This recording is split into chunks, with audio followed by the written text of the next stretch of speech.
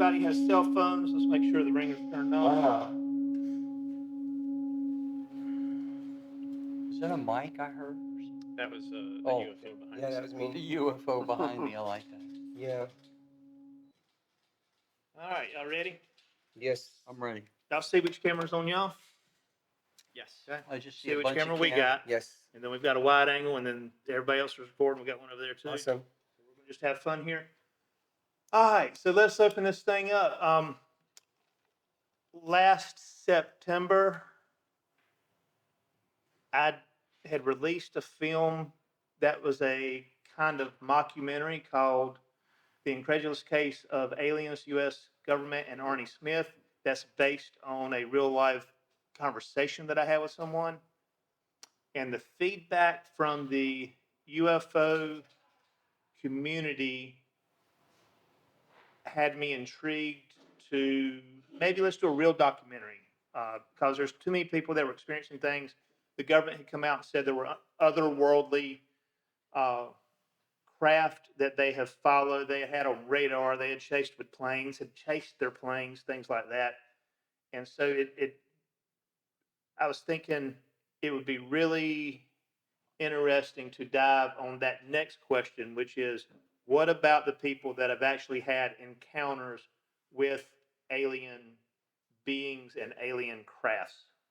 Because none of that government stuff talked about that segment of it. And considering that we possibly have UFOs and UAPs that are otherworldly, that means that everybody's realistic story or unrealistic stories became realistic is the best way to say it, I guess. So September, my first interview was with Dave Baker, who's in the middle. So I'm going to introduce everybody. We've got Dave Baker. You want me to say the towns for everybody? Y'all cool with that? That's fine. Dave Baker from McCalla, Florida. My second to last interview was Lester Rant from Blue Ridge, Georgia. And then we have Mark Turner from Raleigh, North Carolina.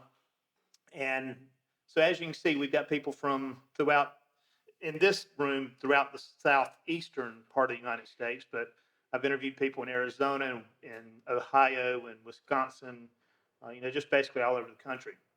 So let's just a little bit about yourselves. We'll start with you, Mark. If you want to tell what you do, Sure. Whatever, just a little bit, a little bio on you. Yes. My name is Mark Turner. I live in Raleigh, North Carolina. Grown up all over the South, basically. I work in the software industry. I'm a Navy veteran. I've served. I've actually gone on 2 deployments in the Western Pacific around the Gulf War era, and came to NC State to go to school after my service and stuck around. So, and I've seen lots of interesting things in the sky, actually in my service. And well, yeah, I can tell you a little bit about some of the stuff that happened in the service, but it's mainly after I got out and came to Raleigh that I started to notice some interesting things in the sky and had other experiences. All right. Well, we'll come over to Dave now from Ocala, Florida. Florida. Yeah, I'm Dave Baker, current resident of Ocala, Florida. I'm currently retired, but then not retired because I have so many hobbies and interests that I can't stay still. And now, since the UAP situation phenomenon has occurred, I've just felt it's time for me to come out and tell my own personal experiences that lasted a good quarter century of my life. So I just feel this is what we're doing here today is very important and very relevant to the situation that we see. Hold on one second. Did I turn that one on? So can we remove the cups from the table? Oh, yeah, that's kind of a good idea. And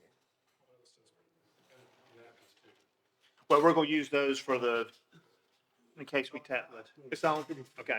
Just make sure the record button's hit and we're good. All right. And then we'll get you to turn around Yes. Les real quick. Okay, I'm gonna pull up mine. There's my. There's that one. And then I'll pull that up. And then that way you can kind of see. Yeah. Okay. Okay. All right, and we've got Lester Rant from Blue Ridge, Georgia. A little Yes. bio. Yes. And I work in Blue Ridge, Georgia. I'm a radio host. I work for Mountain Country Radio. Me and my wife Claudette, we live in Mineral Bluff, but we live a little bit closer to the what we call the tri-state area up in Pleasant Hill area. And we're about 5 miles from North Carolina and 5 miles from Tennessee. So we have it's known as the tri-state. We like to sit out on our deck, and we like to be able to call the craft now, and they come to us. Sometimes they come to us so fast that I'm recording one while my wife sees another, and I mean it's just like that. I've been doing it since 2021, so not a whole lot of time, but it's been very fast. And I never believed I would be sitting in this chair 2 years ago. Well, I had two goals in mind when I started the Encounters thing, and well, let's go ahead and address this part. And the Encounters docuseries was named before Steven Spielberg's Encounters docuseries, and we were released before that. But goal number one was to show that people that have had experiences with UFOs, UAPs, aliens, abductions, that they're not alone. These people have come out. This is their outing. They've come out of the closet with this information. Number two is the people that have not had those experiences, that may be on the fence or just non-believers in it whatsoever, to show that we really don't need that stigma anymore. That the government's made the first step. We've got people coming out with the second step. You can clearly see that these aren't people that are what you would call crazy and kooks. These are real people, and that every interview that I've done for season 1 and season 2, I firmly believe that there's not a single one of them that does not believe what they're saying. They're not lying to me. Is it all true? That I can't say. That's why we're doing these interviews. But I guess first, Les's experiences are more seeing the UFOs, except it's constant. I want to talk a little bit more about the abduction side of it first. And both Mark and Dave had similar experiences. I'm going to start off with you, Mark. Okay. When we talked, you spoke of the night that you had the sleep paralysis Mhm. part. Briefly go into that story that you did with me. It's not like we did in the interview, so to speak, but just kind of explain what happened there. Sure. Over the months prior to this particular incident, which happened one evening in March of 2014, I had seen things in the sky over Raleigh. Starting off, actually, it was funny. The Bluegrass Festival in downtown Raleigh was their first year, 2013 September. And my wife and I were sitting in the amphitheater, and she happened to point up at the sky and saw this string of amber balls of light that were just kind of floating along the horizon. And I looked at that and said, "That's really funny. I don't know if that's flares or something." I knew they had fireworks later on that night, but I looked at that and said, "Those aren't airplanes. Those aren't helicopters." So it kind of got me thinking. And then over the next couple of months, every now and then I'd be looking up at the sky and I would see something just sort of hanging there in the sky. And it was almost perfectly positioned every time for me to see it, which I also took note of in my head. But generally, I was like rushing to go somewhere. So I didn't really stop and ponder it or go chase after it or anything like that. This one night in March, I go to bed as normal. It is slightly misty outside. It had been raining a little bit. And it was unseasonably warm. I think it was like 60 plus degrees or something outside for March. And I think we had the comforter on the bed and everything. I remember being like not sleeping very well because it was really hot. But then at some point in the night, and I think when I looked at my clock, it was like 1 a.m. or something. I don't exactly remember the time. But all of a sudden, I'm wide awake and I'm aware that I cannot move. And I'm aware that there's something standing in our bedroom, like 6 feet away from me, and the room is dark, but I can sense an outline of this light bulb shaped head and looked like big black eyes, about 3.5 feet tall, and there was a definite presence in the room. Like it knew I was there, I knew it was there, and it was in control. So could not move anything but my eyelids. And my wife is sleeping next to me, and I'm trying to make some kind of noise, just basically to say, hey, look, there's something in the room. You know, these stories aren't crazy. I could not move. And I tried my hardest to shout, to try to just wake her up. And the most I could get out of my mouth was a whimper. And I heard it echoing through the room when I did it. And it was this pathetic sounding thing. My wife just kept sleeping, could not wake her up to save my life. And then this, then you get this feeling, and I don't know if you felt this, Dave, but for me, it was like being the loneliest person in the world at that point, because you're in your own bedroom, your wife is right next to you. I mean, she's useless, right? She's not going to do anything for me because I can't wake her up. But it's just me and this thing that is not human in my room, and I would have to deal with whatever was going to happen there. So it is a very lonely feeling when you get that, and so I was kind of panicking a little bit. I said to myself, I don't want to see this, I don't want to see this, but yet there it was. And at some point during this whole process, and my memory is kind of jumbled, honestly. I still don't understand why I can't put things in order, but I think it took me someplace. I don't remember actually traveling. I've not gone through any kind of hypnotic regression or anything. These are just things that I remembered when I woke up. But there was some kind of procedure done on me. I remember lying in a chair, very much like a dentist chair, and their faces in front of me in a bright light. I probably couldn't see very well because of the light, and they're doing something to my spine. And I had this feeling like if you've ever had anesthesia, almost like not the full general anesthesia where they knock you out, but sometimes they can sort of make you not aware of pain, but still somewhat conscious. Like if they have to poke you or something, the doctor will normally put you in that kind of state. That's kind of how the state of mind I was in, just kind of sing song, letting them do whatever they needed to do. And then all of a sudden, something they did caused a searing pain in the back of my spine. And whatever that pain was just sapped me out of my amnesia or whatever, and I got really mad. I started to cuss at them, like, I can't believe you idiots are like, the kings of the universe or whatever, and you don't understand basic pain. My dog is more empathetic than you are. I was mad, and I said, you're hurting me. Please stop.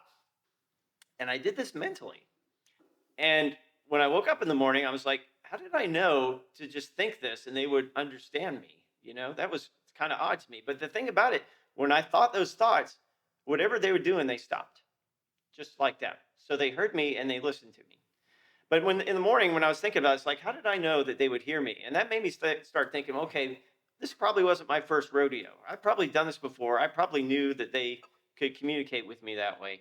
And I don't honestly know what they were doing, but later that morning, when I woke up, I had other visions of things that they'd done to me, operations and stuff like that. So it made me think that this wasn't the first time that this has happened. And fortunately, like I said, when I complained about the pain, it stopped. So woke up next morning. With the other weird thing about it, and you'll hear this from some people, I went right back to sleep and slept like nothing had happened. This was some kind of crazy nightmare for most people, but for me, went back to sleep. And couldn't understand that afterwards too. It's like it was really weird. It was almost like I had some kind of amnesia or some kind of some kind of drug on me, like some kind of trance or something. It just wasn't all that important, I guess. And I woke up like nothing had happened. So I talked to my family in the morning. It's like, hey, guess what happened to me last night? And they're like, yeah, sure, Dad. Whatever. So it was hard for me to really square that with reality, but it was real as anything you can imagine. And I've been thinking about it ever since, to be honest with you. But when you had the light bulb shaped head Uh-huh. figures near you, how many figures were around the bed? All I remember is one. One. Okay. Right. I've heard other people have more than one that came in, but there was one there, and when it was done with me, and I think Dave and I kind of talked about this. I swear it backed through the wall that was right in front of me. Just dissolved itself through the wall when it left. sort of just right backed up in through the wall. And I don't understand that. I had all my doors and windows locked, had the alarm on, had a big dog in the other room. Somehow it got in without disturbing any of that, including my wife, right? She wasn't going to wake up. I don't understand how it managed to do that, but when it left, I'm sure it went through the wall. And so that makes you wonder, like, how do they do that kind of stuff? And it also made me wonder, am I just imagining this, right? But there have been other accounts of people seeing just exactly the same thing. And it makes me think that, yeah, there's something to this. Somehow it got in my house and got out. Well, Dave, your experience. Yeah, Yeah. in my situation is a little bit different. Uh, I just suddenly awoke at 3 o'clock in the morning, and like like Mark here, I felt like someone was in the room, or I wasn't alone. I had that same feeling, and I couldn't move. I could only move my eyes.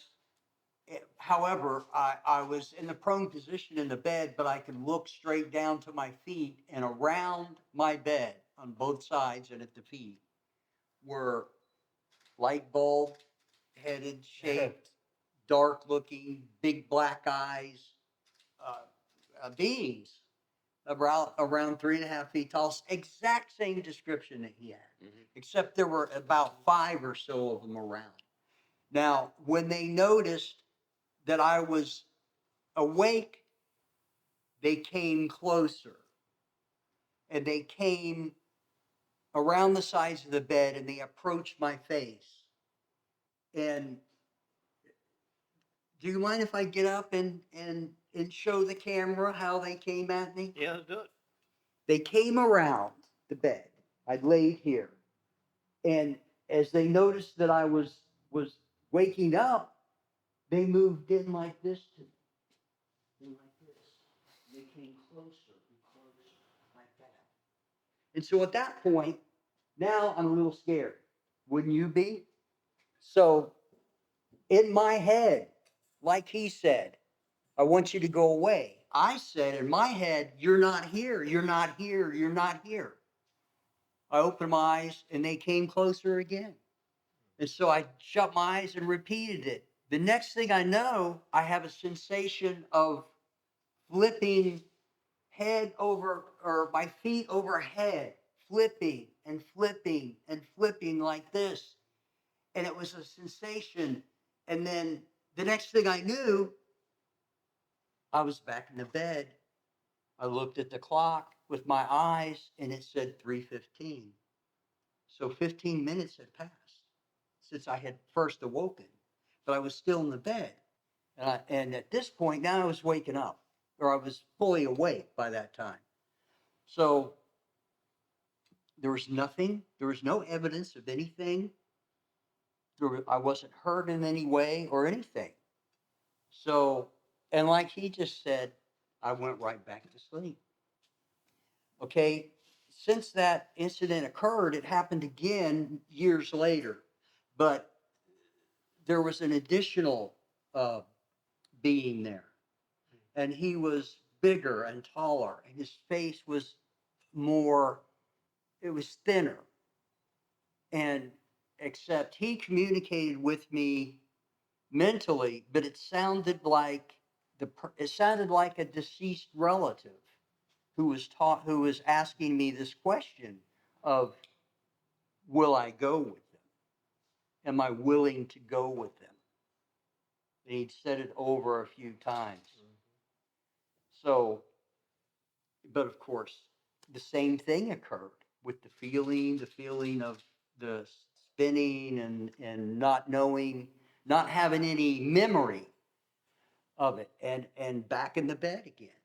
So whatever they did or whatever they were doing, I always looked at my body for marks of it or anything like the tag that was put in my heel 25 years earlier. A couple of the other interviews that aren't here today with us, they've had very similar experiences with what was going on there. And now we noticed Mark said he saw these lights prior. Mhm. If I remember correctly, now this is over a year ago when we did our interview. if I remember correctly, when you checked MUFON records, Oh. there have been lights seen near your house Right. the night that that happened. Yeah, let me explain that to you. So I made a few years later, I reported it to them, made a UFO report. And surprisingly, and I didn't notice it right away, but I saw where someone in my town where I lived that was about 5 miles away, I knew exactly, according to what they described, they came out of a fast food store at 3 a.m. that was open 24 hours to buy cigarettes. And when they walked out, they saw a glowing object that looked like about 5 miles away, and it was pulsating like this. And it was just kind of hovering and kind of moving a little bit, you know. And so they put their report up about it. And so that was And the I've got first, copies of that report, actually. that was the first time in my life with what had been going on that now there was somebody else who I didn't know who was in my same town who made a report at the same, that included the same time that my experience occurred. So to me, that was kind of solidification of what I experienced that particular night. Um, and I'm still dumbfounded by it. And I was never able to find that person to even talk to him or anything. But it was terrifying.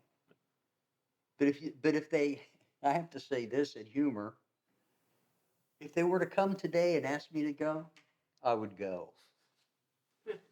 All right, let's take a quick pause. Let's reset these three cameras. And then, Turn that TV off, it's flickering.